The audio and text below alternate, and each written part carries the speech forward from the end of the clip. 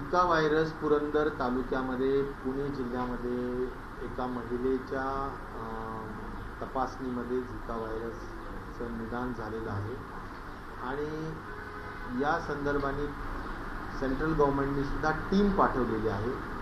3 मेंबर्सची ती टीम आहे आणि 3 मेंबर्सची ती टीम त्या ठिकाणी पण भेट देईल आणि राज्य जे काम करत आहे प्रिव्हेन्शनच्या दृष्टिकोनातून त्या संदर्भात सुद्धा सूचना देण्याचं काम ते करतील. आज आम्ही सुद्धा ज्यावेळी पहिला झिका व्हायरस आढळल्यानंतर लगेचच प्रिव्हेंटिव्ह ॲक्शन्स घेतलेले आहेत, ज्यामध्ये पावसाने जे काही पाणी साठलेलं असतं त्या पाण्याच्या संदर्भात संपूर्ण भांडे कोरडे करण्याचं काम असेल, फवारणी करण्याचं काम असेल, एडिस व्हायरस मॉस्किटोमुळे निर्माण होणारा किंवा त्याच्या प्रसरण होणारा हा जो काही झिका व्हायरसचा विषय आहे तर त्या संदर्भाने मॉस्किटो लार्वा नष्ट करण्याचं काम या सगळ्या बाबी सुद्धा आपण करत आहोत. आणि मला असं वाटतं की प्रामुख्याने या झिका व्हायरसच्या संदर्भाने एकदम घाबरून जाण्याचा कुठलाही तसा विषय नाही. सिम्पटोमॅटिक ट्रीटमेंट याला करावी लागते आणि प्रामुख्याने अंगदुखी असेल, डोळे लाल होण्याचा विषय असतील, ताप येण्याचा विषय असेल, अशा काही सिम्पटम्स त्यामध्ये येतात आणि सिम्पटोमॅटिकच ट्रीटमेंट त्या संदर्भात असतं. आज कुठलीही त्याचा संक्रमण झालेलं नाही किंवा त्याचा कुठेही जास्तीची संख्या आढळलेली नाही आणि त्याला वेळेत प्रिव्हेंट करण्याचं किंवा त्याला वेळेत थांबवण्याचं काम केलं जात आहे आणि त्यामुळं आज एकदम त्याची चिंता आणि काळजी करण्याची गरज नाही. सर, आपले 4 डिस्ट्रिक्ट्स आहेत, ते 4 डिस्ट्रिक्ट मिळून 50% जे काही आपले कोविड केसेस आहेत त्याला कंट्रीब्यूट करत आहेत. या 4 डिस्ट्रिक्टमध्ये कोविडची जी काही संख्या आहे ती कमी का होत नाही याचं कारण अजून का नाही सापडत आहे? कारण का हे 4 डिस्ट्रिक्ट जर आपण बघितले तर ते आहेत कोल्हापूर आहे, त्याच्यात पुणे आहे, सातारा आहे, सांगली आहे, म्हणजे जिथे आता नुकतंच फ्लड पण झालेलं आहे. नाही, आता यामध्ये एक आहे की आपण आपला जो प्रोटोकॉल सांगितलेला आहे तो आपण तंतोतंत पाळतो आहोत. म्हणजे त्याच्यामध्ये ट्रॅकिंग, ट्रेसिंग आणि टेस्टिंग या संपूर्ण गोष्टी आपण निश्चित प्रकारे करतो आहोत. टेस्टिंग कुठेही कमी केलेले नाही आणि त्यामुळे संख्या जी आहे जी असेल ती निघते. एक आहे की आपण त्याला आयसोलेशन करण्याचं जे काही आता ठीक आहे पावसामुळे किंवा पुरामुळे आयसोलेशनला थोडी अडचण निर्माण झाली असेल, पण आता सगळी परिस्थिती नॉर्मल्सीला येते आणि त्यामुळे जमेल तेवढ्या केसेस आपण विलगीकरण कक्षामध्ये ठेवल्या तर त्याला लवकर कंट्रोल येईल या दृष्टिकोनातूनची सुद्धा आपण सूचना दिलेली आहे. आणि त्याचबरोबर वॅक्सिनेशनचं प्रमाण या संपूर्ण पॉझिटिव्हिटी जास्त असलेल्या जिल्ह्यामध्ये जरा वाढवून द्यावं अशा सुद्धा सूचना आमच्या नोडल ऑफिसर्सला कळवलेल्या आहेत. त्यामुळं कोल्हापूर, सांगली, सातारा, पुणे या ठिकाणी वॅक्सिनेशनचं प्रमाण वाढून जास्तीचं वॅक्सिनेशन कसं होईल या संदर्भात आपण कार्यवाही करत आहोत. टोपी साहेब, मुंबईमध्ये सेकंड डोस 2 दिवस जरा बंद आहे. दुसरीकडे भाजपचे नेते सांगतात की डोस मोठ्या प्रमाणात आहे पण नियोजन नसल्याने हा प्रॉब्लेम आहे. नेमकं काय परिस्थिती? नाही, मी कालच मीटिंग घेतली आणि त्यामध्ये डोसेसच्या बाबतीत विषय स्पष्ट असा आहे की केंद्र शासन जे आपल्याला पाठवतं, मग ते कोविशिल्ड असेल, कोवॅक्सिन असेल, त्या संदर्भात जे काही आपल्याकडे येतं ते आपण त्या त्या जिल्ह्याला समान प्रमाणात म्हणजे पॉप्युलेशनच्या प्रमाणात आपण पाठवतो. आणि शक्यतो आमचं त्या ठिकाणचं स्पष्ट मत असं आहे आणि सायंटिफिक आहे की 2 डोसेस अगोदर पूर्ण करायचे. कारण ज्याचा दुसरा डोस ड्यू झालेला आहे त्याला प्राधान्य द्यायचं पहिला डोस देण्याच्या अगोदर, हाही एक त्यामधला महत्त्वाचं धोरणात्मक बाब आहे आणि म्हणून त्या बाबतीत सुद्धा आपण कार्यवाही करत असतो. त्यामुळे जिथे जिथे सेकंड डोस मिळत नाही तर त्या ठिकाणी वरून वॅक्सिन येत नाही, केंद्र सरकारकडून वॅक्सिन येत नाही म्हणून आपल्याला देता येत नाही. नाहीतर जे येईल ते देण्याची व्यवस्था आपण नक्कीच करतो आहोत. आमचं सातत्याने प्रयत्न आहे की सेकंड डोस जे ड्यू होतात ते सुद्धा वेळेत केंद्र शासनाकडून मिळावेत. कारण पोर्टलवर या सगळ्या गोष्टी उपलब्ध आहेत की किती ड्यू झाल्यात, किती काय काय आहे. तर त्या संदर्भाने त्यांनी सायंटिफिक दृष्टिकोनातून ही बाब असल्यामुळे मला वाटतं की लवकर डोसेस पाठवण्याची व्यवस्था सेंट्रल गव्हर्नमेंटने करावं. तसं पत्र आम्ही पुन्हा एकदा स्वास्थ्य मंत्रालयाला निश्चित प्रकारे लिहू. किती आपल्याला साधारण आता लसीकरणासाठी लस लागतात पर दिवसाला आणि केंद्राकडनं किती? लसीकरण आपल्याला एक आहे की अतिशय गतिमान पद्धतीनं लसीकरण करायचंय. त्यामुळे आपली तर इच्छा आहे की 10 ते 15 लाख दररोज मिळतील अशा दृष्टीनं आपल्याला उपलब्धता मिळावी. पण दुर्दैवाने तशा मिळत नाही. 3 लाख, 2.5 लाख, 2 लाख असं आपण दररोज करू शकतो. अशाच पद्धतीनं आपल्याला लस मिळत आहे आणि जी मिळतीये ती आम्ही लगेच पाठवून आम्ही इफेक्टिव्हली आणि इफिशियंटली, परिणामकारक आणि कार्यक्षमतेने काम करण्याचा आम्ही प्रयत्न करत आहोत. तर विरोधक असा आरोप करतात की 86 लाख डोस जे आहेत ते शिल्लक आहेत राज्याकडे, म्हणजे काय काळ्या बाजारात दिसले का असा देखील आरोप केला जातो. अजिबात तसा कुठलाही विषय नाही. कुठेही डोस शिल्लक राहण्याचं कारण नाही. जे येतात ते पटकन त्या त्या जिल्ह्यांमध्ये वितरित केले जातात आणि ते लगेचच संबंधित लोकांना दिले सुद्धा जातात. त्याचा प्रत्येकाचा हिशोब असतो. मला वाटतं आता आपण वेस्टेजमध्ये सुद्धा आपण खूप चांगल्या पद्धतीनं म्हणजे त्याच्यात वेस्ट होऊ नये या दृष्टिकोनातून जी खूप चांगली प्रगती महाराष्ट्राने केलेली आहे. त्यामुळे मला वाटतं 0 वेस्टेजच्या अनुषंगाने सुद्धा आपली वाटचाल त्या ठिकाणी सुरू आहे. तिसऱ्या लाटेबाबत काय अनुमान आहे? कारण असं सांगितलं जाते ऑगस्टच्या शेवटच्या आठवड्यात तिसरी लाट अपेक्षित आणि काय आपली तयारी आहे? खरं तर तिसरी लाटेच्या संदर्भात मी तर आव्हान नेहमी एकच करत आलेलं आहे की आपल्याला तिसरी लाट थोपवायची असेल किंवा किंबहुना लेट करायची असेल आणि येऊ द्यायची नसेल तर आपल्याला कोविड अप्रोप्रिएट बिहेवियर अतिशय कटाक्षाने पाळावं लागेल. आज जगामध्ये स्पेन, UK आणि इंडोनेशिया आणि रशिया अशा अनेक देशांमध्ये आपल्याला तिसरी लाट आल्याचं चित्र पाहायला मिळतं. या देशांमध्ये साधारण वॅक्सिनेशनचं प्रमाण 15%, 20% अशा दरम्यान आहे. UK मध्ये मात्र 70% दरम्यान आहे. तर मला असं वाटतं की जिथे वॅक्सिनेशन जास्त झालेलं आहे तिथे जरी लाट आली तरी त्याचं स्वरूप छोटं आहे आणि त्याची सिव्हिअरिटी सुद्धा कमी आहे. म्हणजे त्याची ज्याला मी म्हणेल की पेशंट सिरियस होणं आणि पेशंटचा मृत्यू होणं याचं प्रमाण सुद्धा कमी आहे. म्हणून वॅक्सिनेशन करून घेणं हा महत्त्वाचा विषय आहे. त्या दृष्टिकोनातून महाराष्ट्र राज्याचा महाविकास आघाडीचा प्रयत्न आहे आणि त्यासाठी आम्ही सातत्याने केंद्राकडे सुद्धा विनंती करतो आहोत. केंद्र सुद्धा त्यांच्या पद्धतीनं निश्चित प्रकारे देत आहे. त्यांच्यावर माझं काही म्हणणं नाही की ते देत नाही, पण अधिक जास्त प्रमाणात मिळाल्यास महाराष्ट्राला मदत होईल. कधी तिसरी लाट अपेक्षित आहे प्रेडिक्शन? मला वाटत नाही की तिसरी लाटेच्या संदर्भाने अशा काही अंदाज सांगता येतील. पण आता पुढे सणवार खूप आहे. म्हणजे जसं दिवाळी आहे, जसं आता आपण जवळजवळ 25 जिल्हे खुले केलेले आहेत, त्याच्यामध्ये रिलॅक्सेशन कमी केलेलं आहे. तर निश्चित प्रकारे आपण कितीही नियंत्रण ठेवलं तरी सुद्धा त्यामध्ये तेवढंसं नियंत्रण पोलिसांनाही ठेवता येत नसतं किंवा नाही होत. आणि म्हणून सुद्धा बऱ्याचदा या सगळ्या गोष्टी होतात. पण आपल्याला तर बॅलन्स करावंच लागतं. शेवटी रिलॅक्सेशनही द्या अशी जनतेतून मागणी असते आणि त्यांची रास्त मागणी, कारण त्यांची छोटे छोटे व्यवसाय असतात, नोकऱ्या असतात, उद्योग असतात, सगळ्या ह्या गोष्टींना सुद्धा सांभाळलं पाहिजे. आणि एकीकडे आपल्याला कोरोनाचा प्रसरण सुद्धा होता कामा नये याची पण काळजी घ्यायला पाहिजे. म्हणून आपण त्याचा मध्यबिंदू करण्याचा प्रयत्न करत असतो. तिसरी लाट आता आपण जसं म्हणतो की बाबा कधी येईल कधी येईल, तर आपण काय तसं भाकीत करू शकत नाही. पण एक सणवार आहेत त्या दृष्टिकोनातून त्याच्यानंतर त्याचा परिणाम जाणवेल अशी एक तज्ज्ञांचं मत जे त्यांनी मला सांगितलं ते मी या निमित्ताने सांगू इच्छितो. तर लोकांचं प्रत्येकाचं म्हणणं असतं की रेल्वेने प्रवास करण्याकरता ज्यांनी 2 डोस घेतले त्यांना तरी किमान प्रवासाची मुभा देण्यात यावी. बॉम्बे हायकोर्टने पण या संदर्भात म्हटलंय की मग ज्यांनी 2 डोस दिले त्याचा अर्थ काय? हे बघा, माझं एकच सांगणं आहे की रेल्वेच्या बाबतीत सगळं निर्णय माननीय मुख्यमंत्रीच घेतात ह्या सगळ्या बाबीमध्ये. आणि मुख्यमंत्री महोदयांना सगळ्या बाबी अवगत आहेत. त्यामुळे ते संपूर्ण त्याचे जे काही चॅलेंजेस असतात, त्याचे जे काही आव्हानं असतात, त्या सगळ्यांचाच अभ्यास करून त्यांना निर्णय शेवटी घ्यावा लागतो. आणि त्यामुळे खरंच दोन्ही डोसला तपासता येऊ शकेल का, तर ह्या गोष्टी पण आपल्याला बघाव्या लागतात. आणि त्याचबरोबर किती मोठ्या संख्येने या सगळ्या गोष्टी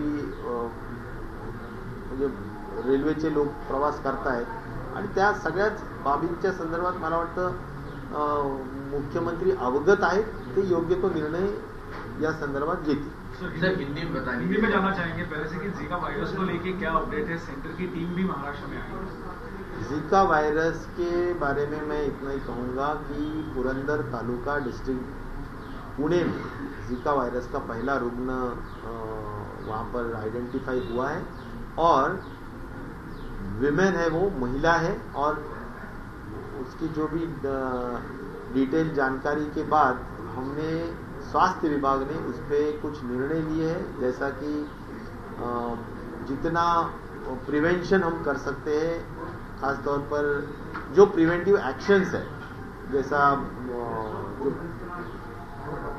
एक फवारनी बोलते हैं हम उसको, फॉगिंग बोलते हैं उसको, कि वो फॉगिंग भी हम करने का सूचना वहाँ पर दी है.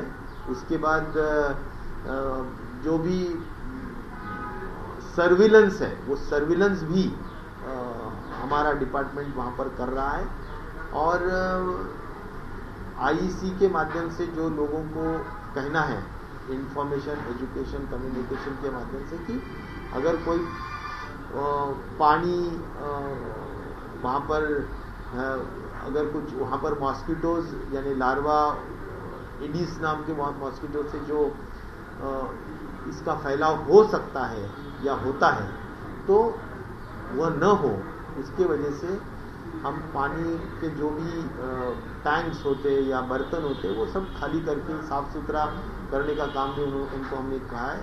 और मुझे लगता है कि प्रिवेंटिव सभी केयर ली गई है. अभी सेंट्रल गवर्नमेंट की टीम भी आई है, 3 लोगों की, वह टीम भी वहाँ पर विजिट दे रही है और उनका भी मार्गदर्शन राज्य शासन को रहेगा. सर 4 ऐसे डिस्ट्रिक्ट है महाराष्ट्र के जो 50% केसेस कंट्रीब्यूट कर रहे हैं टोटल महाराष्ट्र के केसेस में, तो इनको मद्देनजर रखते हुए क्या महाराष्ट्र सरकार की अगली स्ट्रेटेजी है? और उसी को जोड़ के दूसरा सवाल यही है, क्या इन 4 डिस्ट्रिक्ट्स में वैक्सीन का सप्लाई जो है वो क्या बढ़ाया जाएगा? एक तो 4 डिस्ट्रिक्ट्स जो है वो कोल्हापुर, सांगली, सातारा, पुणे हैं, जिसमें अभी संख्या कम नहीं हो रही है. अभी भी पॉजिटिविटी रेट 8, 7, 8, 9 ऐसा दरमियान के है, यानी स्टेट के एवरेज से बहुत ज़्यादा है.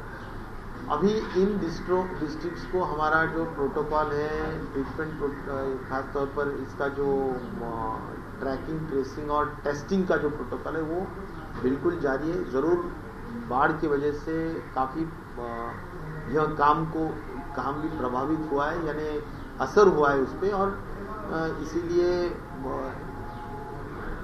ये जो काम अभी हमारे स्वास्थ्य विभाग के लोग कर रहे हैं, उसको तो हम बिल्कुल गति से काम पूरा करेंगे ही, लेकिन वैक्सीनेशन का भी हम इन 4 जिलों में जहाँ पर पॉजिटिविटी रेट ज़्यादा है, ग्रोथ रेट ज़्यादा है, वहाँ पर हम वैक्सीनेशन का प्रमाण या मात्रा भी ज़्यादा देंगे, जिससे कि एक हर्ड इम्यूनिटी जल्द से जल्द वो प्राप्त कर सके और हम इस पे कंट्रोल या काबू कर सकते. सर यहाँ पे जो फ्लड्स आए थे, जिसकी वजह से आपने कहा कि आइसोलेशन जो है लोगों का वो नहीं प्रॉपर हुआ, फिर हम कहें कि टेस्टिंग जो है वो वहाँ पे प्रॉपर नहीं हुआ, तो अब जब स्थिति धीरे धीरे नॉर्मल आ रही है, तो वहाँ पे आइसोलेशन सेंटर्स क्या फिर से शुरू होंगे? नहीं, मुझे एक है कि जैसा आइसोलेशन करना ये महामारी में बहुत ज़रूरी होता है. कोई भी इंडेक्स केस हो या इंडेक्स केस के हाई रिस्क कॉन्टैक्ट्स हो, लो रिस्क कॉन्टैक्ट्स हो, उसको आइसोलेट करना या क्वारंटाइन करना ये ज़रूरी होता है. बाढ़ के प्रभाव की वजह से यह काम में काफ़ी बाधा निर्माण हुई है, तो अभी जैसा भी नॉर्मलसी आ रही है, तो हम उस पर ज़्यादा जोर लगाएंगे कि आइसोलेशन ठीक से हो, जिससे कि संक्रमण ज़्यादा न बढ़े. तो मुंबई में प्राइवेट अस्पताल में वैक्सीन मिल रही है, सेकेंड डोज मिल रहा है, लेकिन सरकारी अस्पतालों में नहीं मिल रहा है, तो क्या एग्जैक्टली क्या प्रॉब्लम है? क्योंकि लोग जो है ज़्यादातर पे सरकारी अस्पतालों को प्रेफर कर रहे हैं, लेकिन अब उन्हें प्राइवेट अस्पतालों में जाना पड़ता है, वहाँ पे स्लॉट भी नहीं मिला. लेकिन बीजेपी ने भी उसमें आरोप लगाया कि 86 लाख डोज है अब तक राज्य सरकार के पास है, तो वो कहाँ पे गए? वैक्सीनेशन के हद तक बहुत क्लियर पॉलिसी है कि जो भी प्रोड्यूसिंग कंपनीज है, फिर वो भारत बायोटेक हो जो कोवैक्सीन बनाती है, या सीरम इंस्टीट्यूट हो जो कोविशील्ड बनाती है, तो यह दोनों भी कंपनीज के जो उत्पादन हो रहे हैं उसके 75% गवर्नमेंट ऑफ इंडिया परचेज करती है, 25% जो पूरे देश के जो अलग अलग हॉस्पिटल्स हैं वह उसका परचेज करते हैं और हॉस्पिटल को वह मात्रा दी जाती है। तो जैसा कि मैंने कहा कि 75% गवर्नमेंट ऑफ इंडिया परचेज करती है, तो वहाँ पर पॉपुलेशन के माध्यम से मुझे लगता है कि वो हर एक स्टेट को वैक्सीन देते हैं। महाराष्ट्र के हद तक मैं ये कहूँगा कि जो गवर्नमेंट के हॉस्पिटल्स में सेकेंड डोज उपलब्ध नहीं हो रहा है या कम मात्रा में उपलब्ध हो रहा है, तो यह मांग हमने केंद्र शासन के स्वास्थ्य विभाग से की है और हमारा ये प्रयास है कि केंद्र शासन से हमें सेकेंड डोज भी टाइमली उपलब्ध हो, जिससे कि हम टाइमली और साइंटिफिकली उनको सेकेंड डोज हमारे महाराष्ट्र के लोगों को दे पाए। लेकिन अगर वो टाइमली उपलब्ध नहीं होता है तो उसका वजह भी केंद्र शासन राइट टाइमली वो देती नहीं है, इसीलिए नहीं हो रहा। मैं तो ये बहुत क्लियर कहूँगा कि जितनी भी मात्रा महाराष्ट्र को मिलती है वह मात्रा हम इक्वली डिस्ट्रीब्यूट यानी पॉपुलेशन के हिसाब से डिस्ट्रीब्यूट करके बहुत ज़्यादा इफेक्टिवली और इफिशिएंटली काम कैसा हो, इस तरह से हमारा स्वास्थ्य विभाग काम कर रहा है। मैं तो ये कहूँगा कि 10 से 15 लाख हम वैक्सीन एडमिनिस्टर रोजाना कर सकते हैं। हमारा इतना पोटेंशियल महाराष्ट्र के स्वास्थ्य विभाग में है, लेकिन अभी 2-3 लाख सारा एवरेजली हमारे को मिलता है, वह हम एडमिनिस्टर कर रहे हैं। और इसलिए सेकेंड डोज के बारे में भी जो भी मात्रा वहां से ऊपर से दी जाती है वो हम दे रहे हैं। सर अभी भी 86 लाख डोज जो है अवेलेबल है ऐसा कहा जा रहा है। ये 86 लाख वगैरह कोई सच्चाई नहीं है, क्योंकि इसमें बिल्कुल जो भी मात्रा हमें 2-4 दिन में 4 लाख 5 लाख मिलती है वो सभी इमीडिएटली डिस्ट्रीब्यूट किया जाता है और वो एडमिनिस्टर किया जाता है। तो इसलिए 86 लाख तो ये तो एक महीने का कोटा होता है। अभी महीने का कोटा थोड़ी महाराष्ट्र में खाली पड़ा हो सकता है, ये तो 2-3 दिन में सभी डिस्ट्रीब्यूट भी होता है और वो लोगों को दिया भी जाता है। सर संक्षिप्त में जानना चाहेंगे, थर्ड वेव को लेके बहुत सी चर्चा हो रही है, बहुत से एक्सपर्ट्स कह रहे हैं कि इतनी सीवियर नहीं होगी, कोई कह रहा है कि बच्चों पर इसका असर ज्यादा होगा। तो महाराष्ट्र सरकार की थर्ड वेव को लेके कैसी प्रिपरेशन है और क्या अनुमान है महाराष्ट्र सरकार की टास्क फोर्स का कि अगर महाराष्ट्र में, क्योंकि हमने देखा इससे पहले कि महाराष्ट्र से ही शुरुआत होती है हमेशा, तो क्या महाराष्ट्र में थर्ड वेव कब तक आने का अनुमान है? महाराष्ट्र में कब तक थर्ड वेव आएगा ये अनुमान तो स्वास्थ्य विभाग या हम नहीं पर्सनली बता सकते, लेकिन एक है कि उसको प्रिवेंट करने के लिए, कंट्रोल करने के लिए जो भी अवेयरनेस करना पड़ता है लोगों को वो हम कर रहे हैं। कोविड अप्रोप्रिएट बिहेवियर करो ऐसा हम कह रहे हैं लोगों को, और वो स्ट्रिक्टली एडमिनिस्टर भी कर रहे हैं। रहा सवाल वैक्सीनेशन का, हमें ये यकीन है, हम इस पर बिलीव करते हैं कि अगर वैक्सीनेशन की मात्रा बढ़ जाती है तो जरूर उसका असर, जो अगर कोई इन्फेक्ट भी होता है या प्रमाण भी इन्फेक्शन का बढ़ता है तो भी उसका एक तो प्रमाण भी कम होता है और उसका जो सीवियरिटी है वो भी कम होती है। तो यह हमें यूके में अभी थर्ड वेव आई है, स्पेन में आई है, यूरोप में, रशिया में है, इंडोनेशिया में, कई देशों में आई है। तो वहां पर जिस देश में वैक्सीनेशन का मात्रा या वैक्सीनेशन का परसेंटेज बढ़ा है वहां पर निश्चित तौर पर सीवियरिटी कम है और बाधित होने का या इन्फेक्ट होने का प्रमाण भी कम है। तो मैं ये चाहता हूं कि इन्फेक्शन यानी हमारा वैक्सीनेशन बढ़े, इसलिए हमारी कोशिश जरूर रहेगी कि वैक्सीनेशन बढ़ाने का काम करें। लेकिन थर्ड वेव का अनुमान आज हम नहीं बोल सकते कि कब थर्ड वेव आ सकती है। बहिणाबाईंची जात्यावरची ओवी म्हणजे